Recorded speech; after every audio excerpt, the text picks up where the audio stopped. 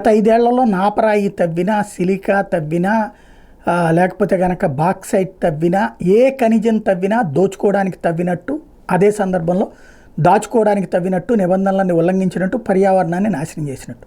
ఇప్పుడు ఏది తవ్వినా సరే లోక కళ్యాణం కోసం, దేశ సంక్షేమం కోసం, రాష్ట్ర ప్రయోజనాల కోసం, రాష్ట్ర అభివృద్ధి కోసం చేసినట్టు.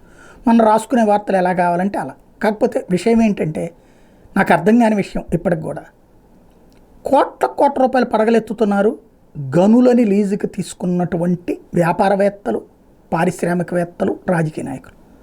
మరి ప్రభుత్వం ఎందుకు ఆ డబ్బులు సంపాదించదు?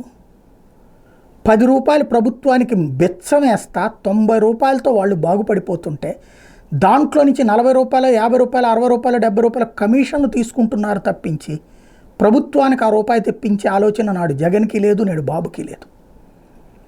రోజు వార్తలు రాసుకుంటారు. అప్పట్లో ఈనాడు జ్యోతి రాస్తే ఇప్పుడు సాక్షి రాస్తుంది. క్వాడ్జ్ గురించి, సిలికా గురించి, ఇట్లాంటివన్నీ నాడు సాక్షి ఈనాడు జ్యోతి రాస్తుండే.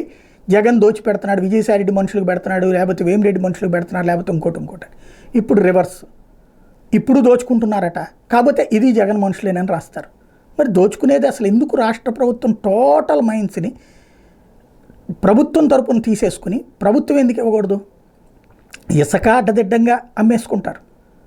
అక్కడ రూపాయి రాదు ప్రభుత్వానికి, గనులు రావు. వాస్తవంగా ఒకప్పుడు రాష్ట్ర విభజన నాడు చెప్పినటువంటి మాట ఏంటి? మన రాష్ట్రంలో ఉన్నటువంటి గనుల ద్వారా మనం రుణమాఫీలు చేసేయచ్చు, బోల్డ్ అంత డబ్బులు వస్తాయి. ఎర్రచందనం ద్వారా బోల్డ్ అంత డబ్బులు వస్తాయి. గనులు తవ్వకాలు జరుగుతూనే ఉన్నాయి. అప్పుడేమో పర్యావరణం నాశనం అవుతుంది, ఇప్పుడేమో పర్యావరణం చాలా అద్భుతంగా ఉంటుంది. ఒకళ్ళు చేస్తే శృంగారం, ఇంకొకళ్ళు చేస్తే విచారం అనేటటువంటి రూట్లోనే వార్తలు ఉంటాయి.